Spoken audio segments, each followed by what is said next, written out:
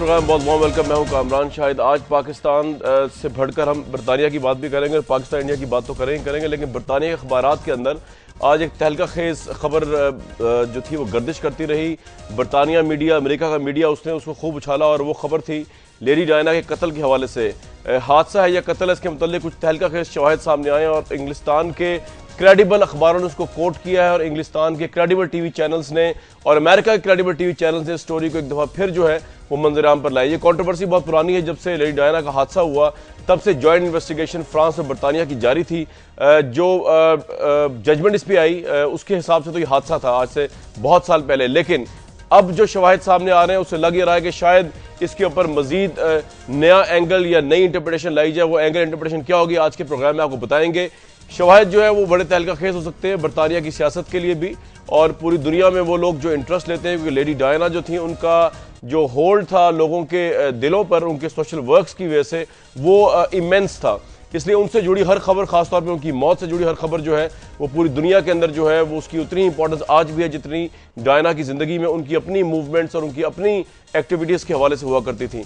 हम आपको लंदन लेके जाएंगे अभी प्रोग्राम में कुछ देर बाद लाइव, और वहाँ से आपको बताएंगे कि बेसिकली नए शवाहिद जिन्होंने बरतानिया के अखबारात और अमेरिका के टीवी चैनल्स के ऊपर तहलका मचा दिया है, वो शवाहिद क्या है, इस पर बात करेंगे आज के प्रोग्राम में कुछ देर बाद लंदन से बराह रास्त। लेकिन उससे पहले पाकिस्तान व हिंद के ताल्लुकात जो है वो बदलते हुए मौसमों की तरह बदलते जा रहे हैं, लेकिन सवाल ये उठता है जो हम आज के प्रोग्राम में उठाएंगे कि मौसम तो बदलते रहते हैं, लेकिन क्या ये अब की दफ़ा जो मौसम बदला है ये किसी तूफान की सिमत जाएगा या थम जाएगा, जिस तरह के इससे पहले हिस्ट्री है पाकिस्तान इंडिया के छोटे मोटे क्लैशेस की, लेकिन टेंशन डिफ्यूज होती रही, इस हद तक गई। कारगिल गए हुआ, फिर टेंशन ठीक हो गई, मुंबई अटैक हुआ, टेंशन बढ़ी, फिर ठीक हो गई, बॉर्डर क्लैशेस हुए, बॉर्डर स्टैंड ऑफ हुआ, लेकिन फिर भी मामला जो है वो दोनों मुल्कों के लिए बेहतरी की तरफ गामजन रहा और पीस रहा और जंगें नहीं हुई।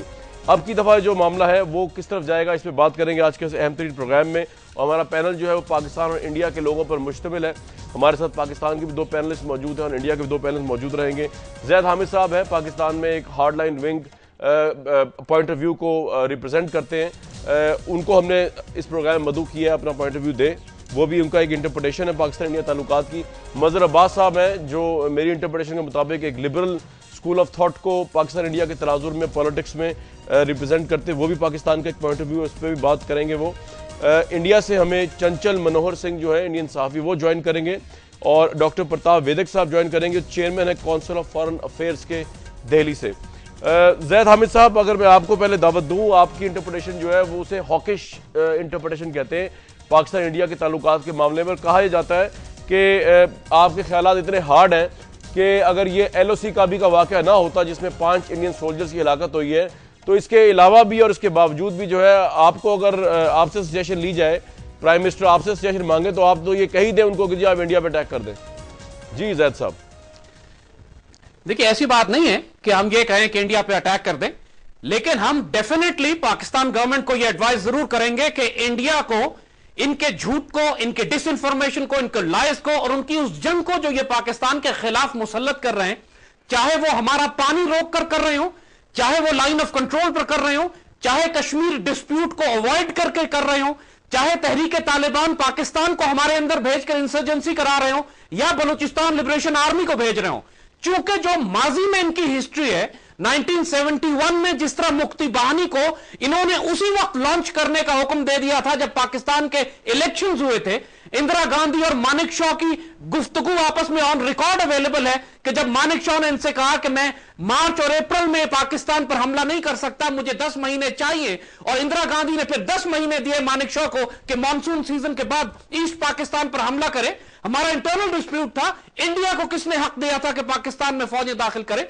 तो ये वो इश्यूज हैं कि जिसकी बुनियाद पर हम एक पैट्रियोटिक पाकिस्तानी होने की वजह से अपनी गवर्नमेंट को, अपनी आर्म फोर्सेस को, अपने मीडिया को स्ट्रांगली एम्फसाइज करते हैं। लेकिन जैद साहब एक बात बताइए, जैद हामिद साहब ये बताइए कि वो तो आपने माजी की जो हिस्ट्री बयान की वो बिल्कुल ठीक आपने बयान की, उससे तो शायद इंडिया में भी कोई इख्तिलाफ नहीं करेगा। वॉर हुई, इंडिया की फोर्सेज आई, पाकिस्तान डिवाइड हुआ, लेकिन हम तो उससे आगे जा चुके हैं ना। अब तो हमने अपने ताल्लुकात को ठीक करना है एक पीसफुल लेबर की तरह। अब जो मौजूदा टेंशन है, कतई नजर दोस्ती बस के साथ कुछ एक्सट्रीमिस्ट ने क्या किया, बिलमूम पूरा हिंदुस्तान जो है वो तो नहीं वॉर के हक में, तो और बिलअमूम पूरा पाकिस्तान भी वॉर के हक में नहीं है। तो आप क्या सजेस्ट करते हैं कि इस टेंशन को डिफ्यूज किया जाए, या आप समझते हैं कि इसको लिंगर ऑन किया जाए? ज़ैद हामिद साहब, देखिए, यह बात हमने इस टेंशन को पाकिस्तान ने नहीं बढ़ाया है, यह टेंशन इंडिया की तरफ से की गई है। पाकिस्तान में नई हुकूमत है, पाकिस्तान ऑलरेडी इंसर्जेंसीज में और पाकिस्तान में दहशतगर्दी हो रही है। इस वक्त तो पाकिस्तान की हुकूमत या पाकिस्तान की स्टैब्लिशमेंट सोच भी नहीं सकती कि इंडिया के साथ एक हाई इंटेंसिटी या इवन लोकल कॉन्फ्लिक्ट बिल्ड करे। पाकिस्तान तो खुद इंसर्जेंसीज में है, बगावतों में है, और पाकिस्तानी फौज पाकिस्तान के अंदर पुलिस ड्यूटीज कर रही है, अंदर डिप्लॉय हो चुकी है। So from a military point of view Pakistan की तो कोई स्टैब्लिशमेंट या गवर्नमेंट सोच में नहीं सकती। ये जो कुछ हुआ है, हमको इंडिया की हिस्ट्री मालूम है कि जब समझौता एक्सप्रेस पे हमला हुआ तो उन्होंने पाकिस्तान का नाम लिया, अंदर से इंडियन मिलिट्री इंटेलिजेंस के लोग निकले। इसी तरह मालेगांव है, मक्का मस्जिद है, और अब तो मुंबई के धमाके हो या पार्लियामेंट अटैक्स हो, ये जो सारा मामला अभी एस्केलेट हुआ है 5 इंडियन फौजियों के कत्ल के हवाले से, इस पर किसने इन्वेस्टिगेशन की है? हमारा आर्गुमेंट यही है कि आपने 100 के बाद, उससे 100 से ज्यादा पाकिस्तानी शहीद और जख्मी हो चुके हैं लाइन ऑफ कंट्रोल की क्लैशेस में। इंडिया ने पार्लियामेंट में, आप लैंग्वेज देखें जो इस्तेमाल हो रही है, इंडियन आर्मी कह रही है इंडियन प्राइम मिनिस्टर को क्या पाकिस्तान से बात ना करें। इंडियन आर्मी को इजाजत दे दी गई है कि लाइन ऑफ कंट्रोल पर वो जब चाहें जिस तरह चाहें जवाब दे। एंड एज वी स्पीक हम बात कर रहे हैं, लाइन ऑफ कंट्रोल पे क्लैशेस हो रहे हैं इस वक्त। तो ये सब कुछ इंडिया ने शुरू किया उस वक्त आपका ये पॉइंट आ गया, 5 आदमी मारे गए। ज़ैद हामिद साहब का ये पॉइंट आ गया। मैं जाऊंगा हिंदुस्तान, चंचल मनोहर सिंह। चंचल साहब, आपको मेरी आवाज आ रही है? चंचल साहब, आपको मेरी आवाज आ रही है?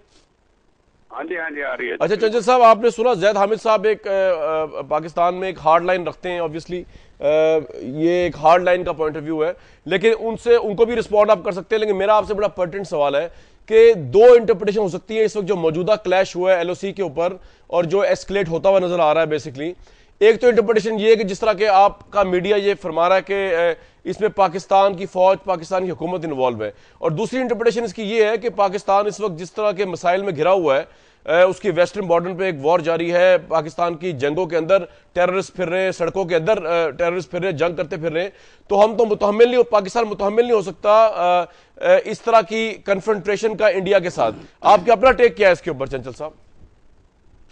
ये जो बॉर्डर पे थोड़ी बहुत चलती रहती है, हमें इस सारी बात को इग्नोर करना चाहिए, कंडेम करना चाहिए। किसी ने भी 5 फौजी हलाक किए हों, किसी ने भी आपके फौजी हलाक हो जाते हैं, कभी 2 कभी 3, दोनों पास से ये बॉर्डर पे चलता है। इस सारी जो सिचुएशन है, इसमें हमें ये सोचना चाहिए कि इसको कंडेम करके अब आगे चलें, क्योंकि शांति और गल बात के बिना हमारा कभी भी फैसला नहीं होगा, हम कभी नजदीक नहीं आएंगे।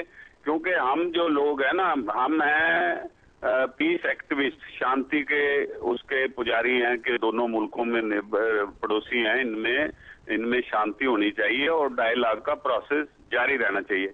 अब इस बात पे तो क्या डिस्कशन करेंगे ना, 5 फौजी मर गए, उसमें तो अब कोई कुछ कह नहीं सकता। हमारी सरकार जो हमें बताएगी, हमें तो वो मानना पड़ता है कि फौजी जो है पाकिस्तान की फौज ने हलाक किए हैं।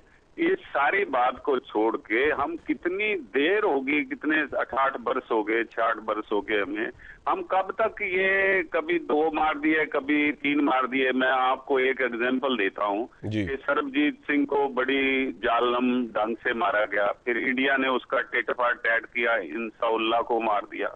हमने यहाँ कुछ लोगों ने चंडीगढ़ में पीजीआई जाके, जिसमें मैंने लीड किया, हमने उसकी जावती के लिए जो है अरदास की, दुआ मांगी अल्लाह से, और वहाँ बैनर लगाए, मोमबत्तियां जलाई शाम को, और लोग हमारे पर कई लोगों ने किंतु परंतु किया, भाई तुम ये क्यों करते हो, तो पाकिस्तान अच्छा है। ये नहीं है, ये सब पीछे बातें छोड़ के जो लोग दलील से काम लेते हैं, दिमाग से काम लेते हैं, एक ही रास्ता है, वो है शांति और डायलॉग का रास्ता।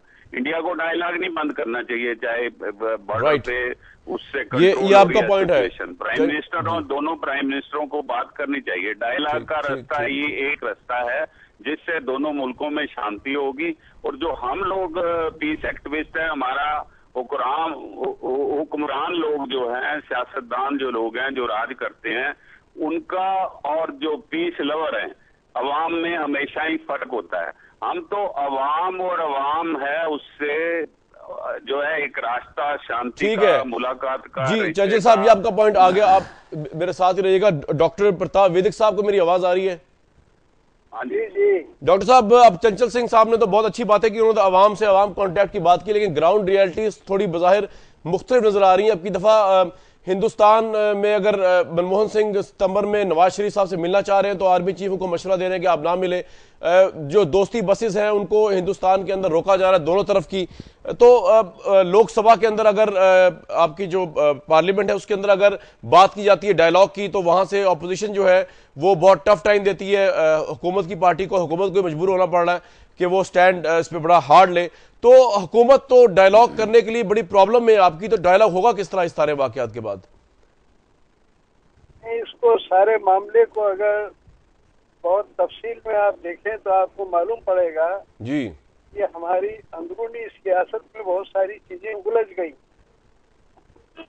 अपोजिशन वाले अटैक करते हैं गवर्नमेंट पर, सरकार को कहते हैं कि वो नाकाम है, वो कोई फैसला नहीं कर सकती है, पाकिस्तान की तरफ से हमलावर कार्रवाई होती है और वो कोई जवाब नहीं देते हैं, और उन्होंने 5 मारे तो हम ये करें हम वो करें।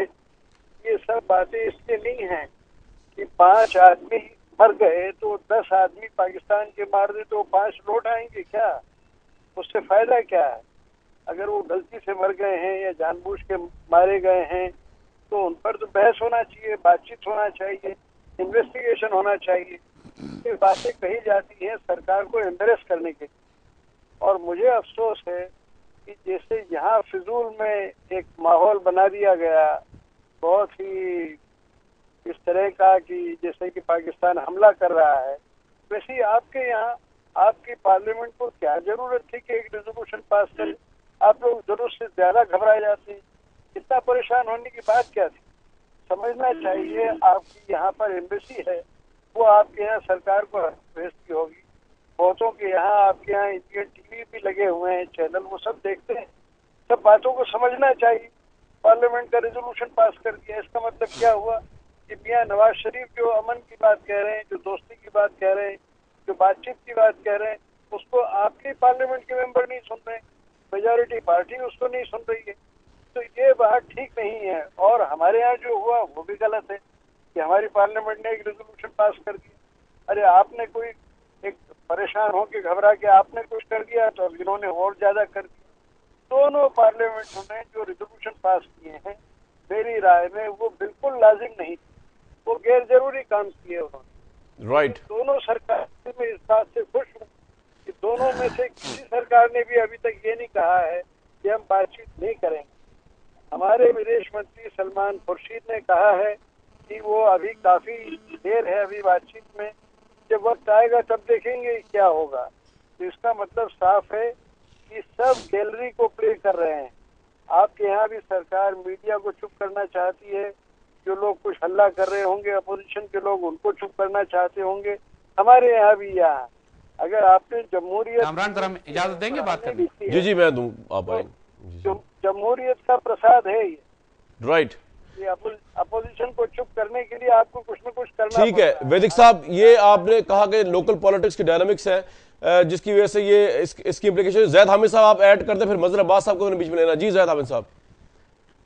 कमरान, मैं छोटी सी बात इनके बात के जवाब में ऐड करना चाहता हूं कि देखिए, आई एग्री कि सियासतदान बयानात देते रहते हैं, लेकिन ये जो एस्केलेशन हुई है, ये जो हॉस्टिलिटीज हुई है, जिसकी वजह से पाकिस्तान में एक अलार्म हुआ है और लाइन ऑफ कंट्रोल पे जो जंग शुरू हो गई है, वो इस वजह से हुई है कि इंडियन आर्मी इसमें इन्वॉल्व हो गई है। इंडियन आर्मी ने पहली दफा इन्वॉल्व होकर आर्मी चीफ ने प्राइम मिनिस्टर को कहा है कि आप बात ना करें पाकिस्तानी प्राइम मिनिस्टर से। इसी तरह जनवरी में जब एस्केलेशन हुई थी बॉर्डर्स के ऊपर, उस वक्त भी इंडियन आर्मी चीफ के बड़े एग्रेसिव बयान आए थे कि हम पाकिस्तान के खिलाफ जंग करेंगे। जब इंडियन आर्मी की तरफ से बयान आए और पाकिस्तान आर्मी खामोश हो, तो इसका मतलब है कि एग्रेशन इंडिया की साइड से हो रही है। पॉलिटिशियंस और मीडिया नेशनल पॉलिसी डिसाइड नहीं करते जब तक फौजों का मूड और मिजाज जंग करने का ना हो। पाकिस्तान में पाक फौज जंग नहीं करना चाह रही, क्योंकि हम ऑलरेडी लड़ रहे हैं पाकिस्तान के अंदर। ये इंडियन आर्मी चीफ को किसने कहा है कि इस वक्त दखल दे? जब वो दखल देगा तो फिर हम रिस्पॉन्ड करने की बात करेंगे। वैदिक साहब इसका कुछ रिस्पॉन्स देंगे आप? जी इसमें शाहिद साहब, जी जी जी शाहिद साहब, जी। ये जो तुलना कर रहे हैं ना कि पाकिस्तानी फौज और हिंदुस्तानी फौज की तुलना कर रहे हैं, कंपैरिजन कर रहे हैं, जी। ये बिल्कुल गलत है। राइट। पाकिस्तान में फौज का जो रुतबा है, हिंदुस्तान में वो नहीं है। अच्छा। हिंदुस्तान में फौज बड़ी आज्ञाकारी है, बड़ी हुक्म मानने वाली है और बड़ी नरम है। बिल्कुल। और आपके यहाँ ओहो। फौज का एक छोटा सा आदमी भी बड़े बड़े नेताओं पे बहुत ताकतवर होता है। हमारे यहाँ ऐसा नहीं है। फौज पॉलिसी डिक्टेट नहीं करती है, नेता फौज पर डिक्टेट करते हैं पॉलिसी। लेकिन ठीक है, कोई अगर चीफ ऑफ द स्टाफ है और कहीं कोई जर्नलिस्ट ने उससे पूछा और उसने कोई बयान दे दिया, तो उसे सरकार की पॉलिसी नहीं समझना चाहिए कि उसका ओपिनियन। पाकिस्तान का मामला दूसरा है। पाकिस्तान में फौज का लेकिन वैदिक साहब, आपको ये मैं तो आपकी बात से एग्री कर रहा हूं, अगर आप कि हिंदुस्तान की फौज जो है वो सिविलियन अथॉरिटी के अंदर आती है, लेकिन फिर इसलिए तो ये बहुत एक्स्ट्रा ऑर्डिनरी बात है कि आगे पीछे तो कभी वो बयान देते नहीं है। तो आज इस अहम तरीन मौके पे उन्होंने किस तरह प्राइम मिनिस्टर ऑफ इंडिया को मशवरा दे दिया? ये तो जो मशवरा उनकी ज्यूरिसडिक्शन में आता ही नहीं है और जो उन्होंने आज से 60 साल पहले तो कभी दिया ही नहीं इंडिया के प्राइम मिनिस्टर को। वो आपका सवाल बिल्कुल वाजिब है जी। लेकिन जरा इसको इस बैकग्राउंड में देखिए कि मीडिया ने हमारे यहाँ कितना शोर मचाया है। आप भी टीवी पर बोलते हैं, टीवी के एंकर हैं, प्रोड्यूसर होते हैं, हमारे यहाँ भी हैं। टीआरपी के चक्कर में कुछ भी बोलते जाते हैं। सुबह से जो हल्ला मचाना शुरू करते हैं, शोर मचाना, तो शाम तक पूरे मुल्क का मूड ही बदल जाता है और बाद में मालूम पड़ता है कि फिजूली हल्ला मचा रहे। हल्ला शोर मचाने की कोई वजह ही नहीं। तो उसका दबाव जो होता है ना पब्लिक ओपिनियन का, उसकी वजह से फौज का आदमी भी तो आखिर आदमी है। वैदिक साहब बेचारे, हमारी तो मजबूरी है टीआरपी से, इंडिया के आर्मी चीफ की मजबूरी तो रेटिंग्स नहीं। मैं ऐड करना चाहता हूँ कि ये जो चीफ ने बयान दिए हैं हिंदुस्तान में, देखिए जब 5 फौजी हलाक हो गए तो थोड़ा बहुत फौज के मोरल के लिए जो फौज का चीफ है, लीडर है, उसको कुछ बयान देने पड़ते हैं। लेकिन वो बयान का ये मतलब नहीं वो बयान कोई हमारी गवर्नमेंट की पॉलिसी है। देखिए दोनों तरफ न्यूक्लियर पावर है, दोनों तरफ। ये बिल्कुल दोनों तरफ एक नजायज है, आंखें दिखाती हैं, लड़ना इन्होंने है नहीं। तो अपनी पॉलिसी जो है दोनों सरकारों को बदलनी चाहिए और बॉर्डर पे और सब दोनों तरफ शांति रखनी चाहिए। ये छोटे छोटे इंसिडेंट भी नहीं होने चाहिए। ये आपका पॉइंट बिल्कुल आ गया मुझे। ये आपकी फौज, हमारी फौज, देखो हम ना तो फौज में दखल दे सकते हैं, ना हम हुकूमतें क्या करती हैं उसमें दखल दे सकते हैं। हम जो पीस करने वाले, हम कहते हैं कि जीरो लाइन पे जो शांति रखनी है दोनों सरकारों की बराबर की जिम्मेवारी। ठीक है सर, ये ठीक है, ये आपका पॉइंट आ गया सर। तालमेल से रखनी चाहिए। मैं चाह रहा हूँ कि आप एक और हमारे सीनियर जर्नलिस्ट हैं, उसकी बात भी सुन लें। बंदे मरते हैं। जी, आपकी ये पॉइंट आ गया। ये बजर अब्बास साहब, एक्स्ट्राऑर्डिनरी बात है क्यों आर्मी चीफ इंडिया के अगर एडवाइस करें प्राइम मिनिस्टर को, चाहे लाइटर वे में करें या हार्डर वे में करें, तो ये एक एक्स्ट्राऑर्डिनरी बात है। इससे क्या ये एनालिसिस निकालना सही होगा या गलत होगा कि आर्मी इंडिया की ड्राइव कर रही है पॉलिटिकल सिस्टम को टुवर्ड्स वॉर हिस्टेरिया? ये आप समझते हैं कि ये फजूल बात होगी? सवाल ही नहीं उठता, सवाल ही नहीं उठता। देखिए जी मदर साहब, देखें देखें कामरान, एक तो मुझे ये फील हो रहा था शायद मैं इस प्रोग्राम में हूँ ही नहीं, लेकिन थैंक यू। मैंने तीनों अपने साथियों की बात सुनी है। बुनियादी फ़र्क क्या है? बुनियादी फ़र्क जो इस टेंशन में इजाफा हुआ है वो LOC तो एक इवेंट था, लेकिन उसके बाद जो हिंदुस्तान में मुतवातिर मुजाहरे हुए, उसके बाद दोस्ती बस सर्विस पे अटैक हुआ, अब तो जो आपके आर्टिस्ट थे जिन्होंने पेंटिंग की एग्जीबिशंस की थी उन पे भी अटैक हुआ। पाकिस्तान में एक ऐसा इवेंट नहीं हुआ कि जिसमें किसी भी इंडियन आर्टिस्ट को, किसी भी इंडियन इंस्टॉलेशंस को, कोई भी ऐसी जगह को जिसको हम कहें कि जो इंडियन जो स्पेसिफिक है उस पर कोई हमला हुआ हो। पाकिस्तान ने टोटल रिस्ट्रेन शो की है अब तक, और पाकिस्तान ने मुसलसल इवन पार्लियामेंट की करारदाद के बावजूद मियां नवाज शरीफ ने आज भी ये पोजीशन ली है कि बातचीत के ज़रिए मसले को हल किया जाए। इसका बहुत आसान हल है। हिंदुस्तान अगर LOC पे कोई पोजीशन ले रहा है वो पोजीशन ले और वो कहे कि सितंबर में मियां नवाज शरीफ से मुज़ाकरात में इस बात को उठाया जाएगा। आप तो अब सेक्रेटरी खारजा की सतह पे भी बातचीत करने को तैयार नहीं थे। या तो आपने एकदम वेलकम किया था और या एकदम पीछे हट गए। तो पाकिस्तान की तरफ से अभी पीछे नहीं हटा गया है। पाकिस्तान अब भी कह रहा है कि अगर आप सितंबर में मुज़ाकरात करना चाहते हैं बिल्कुल करें, सेक्रेटरी खारजा के मुज़ाकरात होने चाहिए, बिल्कुल होने चाहिए। पाकिस्तान को जो पोजीशन लेनी चाहिए थी जब हिंदुस्तान की तरफ से ये इल्ज़ाम लगाया गया था, तो पाकिस्तान को हिंदुस्तान के हवाले से भी और अक़वाम मुत्तहिदा से ये मुतालबा करता कि ये एलिगेशंस की आप इन्वेस्टिगेशन करवा लें। हम नहीं करते, आप करवा लें इसकी इन्वेस्टिगेशन कि वाक़या दुरुस्त है या नहीं है। लेकिन हिंदुस्तान की पब्लिक की तरफ से, हिंदुस्तान के जो एक्सट्रीमिस्ट ग्रुप्स हैं और हिंदुस्तान के जो एक्सट्रीमिस्ट जो उनके बीजेपी या उनके साथियों के जो सपोर्टर्स हैं, उनकी तरफ से जो रिएक्शन आया है उसने मजबूर किया पाकिस्तान की पार्लियामेंट को इस करारदाद के लिए।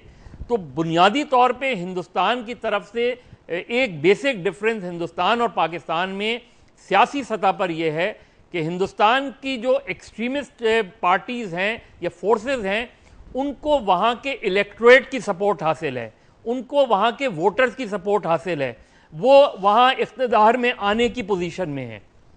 ये जो सिचुएशन है ये पाकिस्तान में एग्जिस्ट नहीं करती। पाकिस्तान में कोई ऐसी जमात जो इंडिया के हवाले से या अदरवाइज बहुत एक्सट्रीम पोजीशन लेती हो, उसको वो इलेक्टोरेट सपोर्ट हासिल नहीं है। लिहाजा क्योंकि अगले 1-1.5 साल में हिंदुस्तान में इलेक्शंस होने वाले हैं, तो वहाँ पाकिस्तान स्पेसिफिक इशूज सामने आएंगे।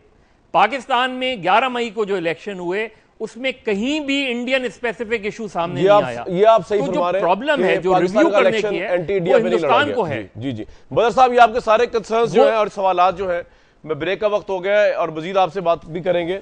ये मैं रखूंगा डॉक्टर प्रताप वैदिक साहब के सामने और चंचल साहब के सामने। जैद हामिद साहब वैसा मौजूद रहेंगे। व्यूअर्स ब्रेक में जा रहे हैं, लेकिन मैं आपको बता दूं कि आज की एक इंटरनेशनल सबसे बड़ी न्यूज़ लेडी डायरा के हादसे के हवाले से है।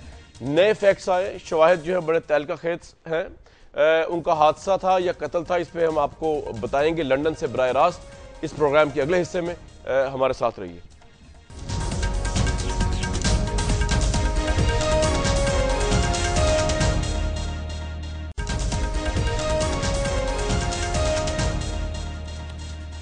इस प्रोग्राम में बहुत बहुत वेलकम। मजहर अब्बास साहब, ये बताइए कि ये तो आपने फरमा दिया सारा, लेकिन इससे आगे किस तरह बढ़ा जाएगा आपके ख्याल में? सितंबर में मनमोहन सिंह की जो मुलाकात है नवाज शरीफ साहब के साथ, वो कितनी इंपॉर्टेंट है उसका होना, या आपको लगता है इससे कोई फर्क नहीं पड़ेगा? जी देखिए, अव्वल तो अभी ये तय नहीं है कि मुलाकात होगी, क्योंकि अब उसमें डाउट्स आ गए हैं। और अगर सेक्रेटरी खारजा नहीं मिल रहे तो वजीर आजम की मुलाकात मुझे नहीं लगता कि होने जा रही है, क्योंकि उससे पहले सेक्रेटरी खारजा की मुलाकात बहुत ज़रूरी है, वरना एजेंडा नहीं तय होगा इस बात पे। तो ये जो सूरत हाल है, बेसिकली देखिए हिंदुस्तान की अनफॉर्चुनेटली चीज़ ये हुई है कि हिंदुस्तान ने हर चीज़ को अपनी सियासत से जोड़ दिया है।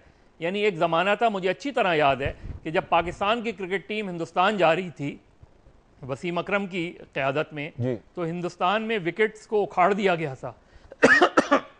लेकिन उसके बावजूद मियाँ नवाज शरीफ ने फैसला किया कि पाकिस्तान की क्रिकेट टीम हिंदुस्तान जाएगी।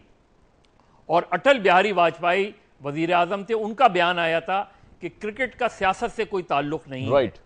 आज क्रिकेट का सियासत से ताल्लुक बना दिया गया। आज ये कहा जाता है कि जब तक सियासी हालात ठीक नहीं होंगे तो क्रिकेट नहीं हो सकती। अगर यही पोजीशन पाकिस्तान लेता है कि जब तक कश्मीर पे बात नहीं होगी तो बात आगे नहीं बढ़ेगी, तो कल हम भी ये पोजीशन ले सकते हैं कि आप क्रिकेट के ताल्लुकात को बहाल करें, आप बाकी ताल्लुकात को बहाल करें। आपकी हाफिज सईद पे कोई पोजीशन है, आप उसको बरकरार रखें, लेकिन जिन मामलात पे इख्तिलाफ नहीं है उस पर आगे बढ़ें। तो हिंदुस्तान क्या इस बात पे तैयार हो? ये पॉइंट आगे मैं आगे चाहता हूँ। वैदिक साहब, आपको मेरी आवाज आ रही है? अच्छा, मजहर अब्बास साहब हमारे बड़े सीनियर जर्नलिस्ट हैं, उन्होंने ये कहा नटशेल में कि जो वॉर हिस्टेरिया इंडिया की सड़कों पे या इंडिया की पार्लियामेंट में नजर आ रहा है, उस तरह का पाकिस्तान में नहीं है, अनप्रेसिडेंटेड है इंडिया के अंदर भी। Would you agree or would you not agree to that? नहीं, वॉर हिस्टीरिया जो है बिल्कुल नहीं है। ये सोच बिल्कुल गलत है कि इंडिया में वॉर हिस्टीरिया है।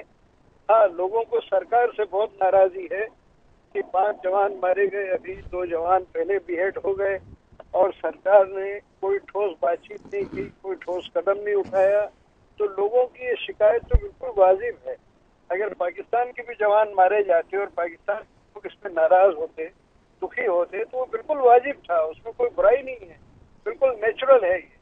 लेकिन इसका मतलब ये थोड़ी है कि वार हिस्टीरिया पैदा हो गया। कौन यहाँ वैदिक साहब, लेकिन अगर सितंबर में मुलाकात नहीं होती प्राइम मिनिस्टर लेवल पे, दोनों मुल्क के प्राइम मिनिस्टर्स एक न्यूट्रल जगह पे जा रहे हैं, अगर वहां पे भी मुलाकात नहीं होती तो फिर तो जिस तरह मजहर अब्बास साहब फरमा रहे हैं कि सेक्रेटरी लेवल्स पे भी मुलाकात नहीं हो रही और प्राइम मिनिस्टर लेवल पे भी होनी मुश्किल है, फिर सर किस तरह ये टेंशन डिफ्यूज होगी अगर प्राइम मिनिस्टर ऑफ इंडिया जो है ही refuses the offer, existing offer of the prime minister of Pakistan to meet him?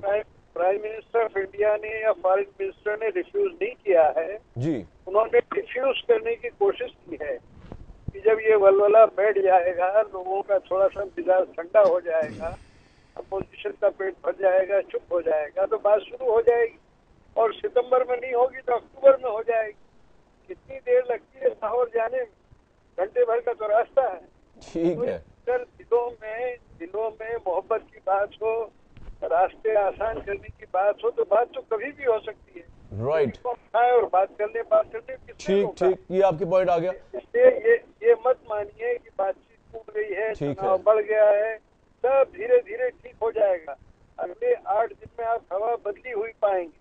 अच्छा, जैद हामिद साहब, ये जिस तरह के वैदिक साहब बड़े ऑप्टिमिस्टिक हैं और पीस की बात कर रहे हैं, तो आप और मैं भी पीस की बात कर सकते हैं कि जैद हामिद साहब वो हमने हार्ड लाइन पे डील करना है चीजों को, क्योंकि हार्ड लाइन से बादुल नजर में और वैसे भी कोई नतीजा तो निकलता नहीं है। जैद हामिद साहब, कोई कंस्ट्रक्टिव सोच है हमारे पास इंडिया पाकिस्तान को क्लोज लाने के लिए इस वक्त?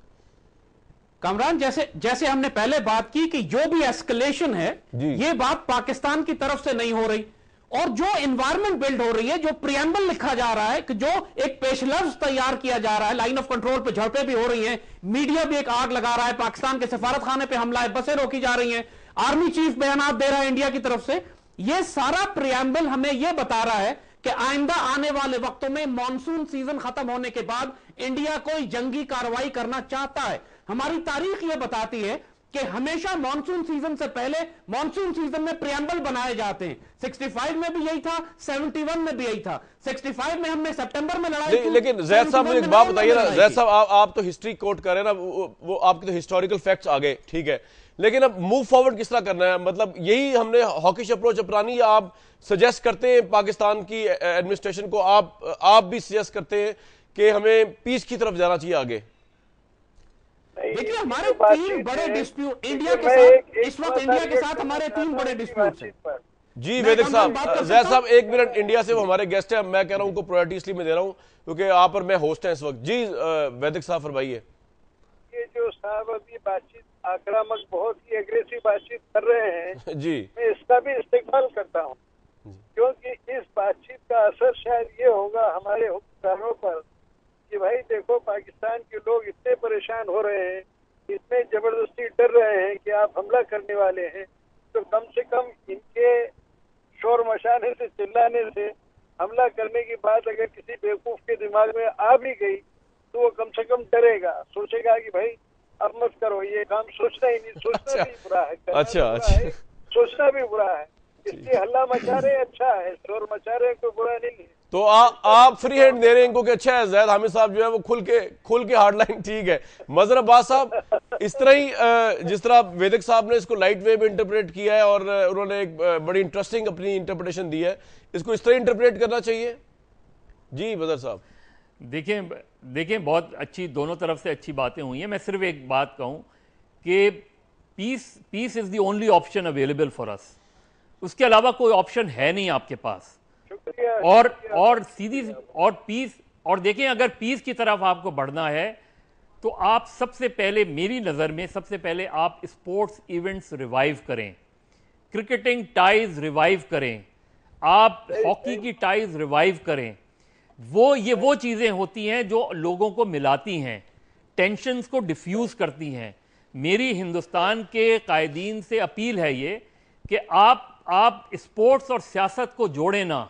आपने अनफॉर्चुनेटली, मैंने जिस तरह पहले मिसाल दी थी कि वाजपेयी साहब ने एक ज़माने में कहा था कि क्रिकेट और सियासत का कोई ताल्लुक नहीं है, हमने हिंदुस्तान ने इसको मिला दिया। 12 टूर्स हमारे कैंसिल हो, हम न्यूट्रल ग्राउंड पे भी नहीं खेलते, हम न्यूट्रल ग्राउंड पे बातचीत कर लेते हैं, लेकिन क्रिकेट नहीं खेल रहे हम न्यूट्रल ग्राउंड पे। ये जो सिचुएशन है, ये हिंदुस्तान को डिफ्यूज करने की जरूरत है। आप इंडिया, पाकिस्तान की तरफ से मैं फिर, लेकिन हमारी तरफ से भी तो सर जिम्मेदारी है ना, हमारी जिम्मेदारी कोई है कि नहीं ज़ैद हामिद साहब, कि सारी जिम्मेदारी इंडिया ने पूरी कर ली है आज इस प्रोग्राम में। जी ज़ैद हामिद साहब, देखिए हम ये बात ये है कि पाकिस्तान की हुकूमत और इंडिया के दरमियान जो हमारे 3 बड़े इश्यूज हैं, जो मेजर डिस्प्यूट बने हुए हैं, एक कश्मीर है, जाहिर है लाइन ऑफ कंट्रोल का मामला कश्मीर से वाबस्ता है ना। आप ये तो नहीं कह सकते कि लाइन ऑफ कंट्रोल पे जो क्लैशेस हुए हैं वो मसला कश्मीर से अलग है, किसी वजह से हुए हैं। दूसरा वो इशू है कि वो पानी जो हमारे अंदर छोड़ रहे हैं, आज पाकिस्तान में मॉनसून सीजन में जो फ्लड आया हुआ है दरियाए चनाब में, और जो किशन गंगा डैम के ऊपर नीलम पे इन्होंने किशन गंगा डैम बना लिया इंटरनेशनल आर्बिट्रेशन के बावजूद, ये हमारे मेजर इश्यूज हैं जिसकी वजह से हम ये समझते हैं कि इंडिया बदनीयती कर रहा है। और तीसरा पाकिस्तान में होने वाली दहशतगर्दी, जिसके ऊपर इंटरनेशनल कम्युनिटी भी कहती है कि अफगानिस्तान से पाकिस्तान में इंडियन दहशतगर्दी भेज रहे हैं। राइट, ये 3 आपके कंसर्न्स आ गए, ठीक है, ये आपके 3 कंसर्न्स आ गए। इंडिया जी अगर इन 3 कंसर्न्स पे बात नहीं करता इंडिया, तो उसके बाद कोई अमन नहीं होगा। ठीक है वैदिक साहब, मेरा आपसे आखिरी सवाल है, उसके बाद ये प्रोग्राम खत्म हो जाएगा। मुझे ये बता दीजिए कि कश्मीर के इशू के ऊपर किस हद तक जो है पाकिस्तान इंडिया एक दूसरे के करीब आ सकते हैं। मैं रेफरेंस कोट करूंगा परवेज मुशर्रफ साहब के दौर में, उनके जो वजीर खारजा थे कसूरी साहब बबांगे दहल कहते हैं कि जी हम तो इंडिया और पाकिस्तान बिल्कुल कश्मीर का मसला हल करने के करीब आ चुके थे। क्या आप उतना करीब आ सकते हैं अभी, आप समझते हैं कि वो अब चीजों को दोबारा स्टार्ट करना पड़ेगा? कसूरी साहब जो कहते हैं बिल्कुल ठीक कहते हैं जी, वो हल करने के हम लोग बहुत करीब थे। और इस वक्त जबकि मियां नवाज शरीफ प्रधानमंत्री हैं आपके यहाँ के, हमको और ज्यादा करीब होना चाहिए। और मैं ये सच कहता हूँ, पूरे पाकिस्तान के लोगों से अपील करता हूँ कि पाकिस्तान के लिए खास तौर से मनमोहन सिंह जी से बेहतर वजीर आजम कोई हो नहीं सकता।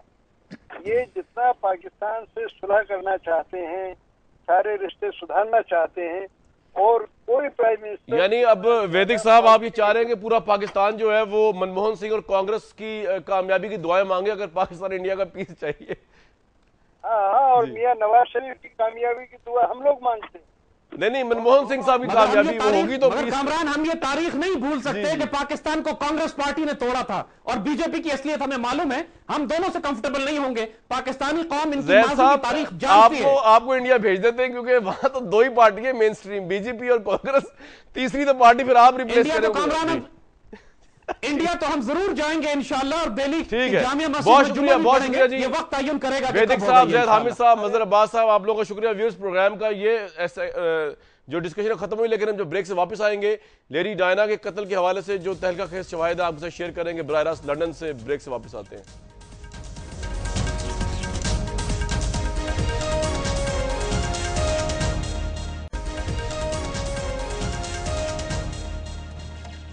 इस प्रोग्राम बहुत बहुत वेलकम। आपको मैंने बताया आज दुनिया भर के मीडिया के अंदर जो है लेडी डायना के कत्ल के हवाले से एक दफ़ा फिर नए शवाहिद स्कॉटलैंड यार्ड को दिए गए, इसके हवाले से खबरें आई हैं। ये हादसा था, ये कत्ल, ये आज भी लिंगर ऑन कर रहा है इन्वेस्टिगेशन होने के बावजूद। असल में आज के जो शवाहिद है वो क्या है इनके कत्ल या हादसे के ऊपर। पहले आपको बीबीसी की एक रिपोर्ट दिखाएंगे जो रिसेंटली आई है, जिसमें बताया गया कि स्कॉटलैंड यार्ड को जो नए शवाहिद मिले वो शवाहिद क्या है। इसमें लंदन से बराह रास्त हम आपकी बात भी कराएंगे अपने रिपोर्टर से। पहले बीबीसी की रिपोर्ट देखिए।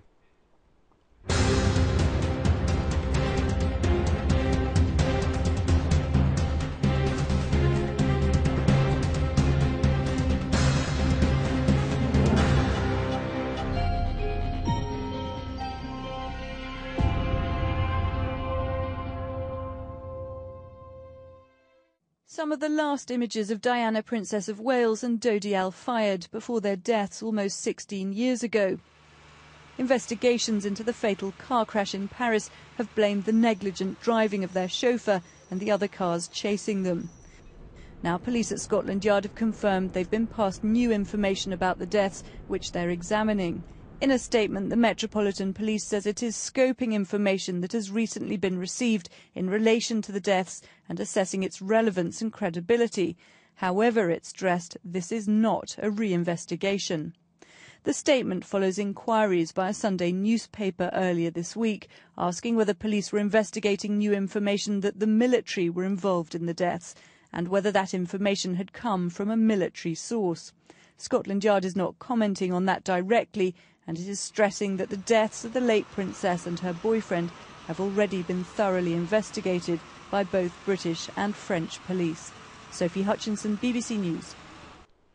जी रिपोर्ट में आपको बताया बीबीसी ने कि ये री इन्वेस्टिगेशन नहीं है, लेकिन स्कॉटलैंड यार्ड को नए शवाहिद मिल रहे हैं इसी हादसे के हवाले से। वो क्या है, अजहर जावेद साहब से पूछते हैं, हमारे लंदन में हमारे रिपोर्टर। जी अजहर साहब, आज के अखबारात में तहलका मचा हुआ है, बरतानिया के डेली टेलीग्राफ से लेकर आगे तक कौन से नए शवाहिद हैं जो मिले हैं स्कॉटलैंड यार्ड को, और किस हद तक वो चेंज कर सकते हैं इस सारे एपिसोड को? तो यहाँ पर जो नए शवाहिद मिले उसके मुताबिक एक बरतानवी फौजी ने अपनी अहलिया को बताया था कि वो अपनी अहलिया को डियाना के कत्ल में जी हेलो जी जी फरमाइए। हाँ जी, कत्ल के उसने अपनी वाइफ को बताया था कि वो लेडी डायना का कत्ल उसने किया और उसके साथ दीगर बरतानवी फौजी भी इन्वॉल्व थे। तो इस फौजी के जो ससुर और सास है उन्होंने बरतानवी मिलिट्री को ये बात बताई और रॉयल मिलिट्री की तरफ से स्कॉटलैंड यार्ड को ये इंफॉर्मेशन पास की गई और ये बाकायदा फौज के राय से स्कॉटलैंड यार्ड को दिए, जिसके बाद स्कॉटलैंड यार्ड मजबूर हुआ है कि वो दोबारा इस हवाले से नए शवाहिद को। आप ये कह रहे हैं कि बरतानिया एक फौजी ने अपनी बीवी को बताया कि वो और फौज के दूसरे लोग जो थे बरतानिया के वो इन्वॉल्व थे इस कत्ल के अंदर, और इस वजह से इस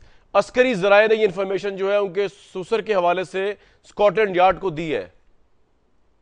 जी बिल्कुल, बाकायदा तौर पर रिटर्न में ये लिखा गया है और स्कॉटलैंड यार्ड को लिखा गया है बरतानवी फौज की तरफ से। अजहर जावेद साहब, उसकी अहमियत क्या है, क्योंकि ये तो एक शट केस हो चुका है, इस पे तो फैसला आ चुका हुआ है, दिहाइयों पहले इसका फैसला आ चुका हुआ है, तो इसका सिग्निफिकेंस क्या होगी इस नई डेवलपमेंट की? देखिए, पहले भी इस पे बहुत सारी कंस्पिरेसी थ्योरीज थी कि इस मर्डर में पीछे दूसरे लोग भी इन्वॉल्व हो सकते हैं, बट राइट, बहुत शुक्रिया अजहर जावेद साहब। आज का व्यूअर जो प्रोग्राम था, हमें नेक्स्ट वीक तक इस प्रोग्राम के प्लेटफॉर्म से इजाजत दीजिए।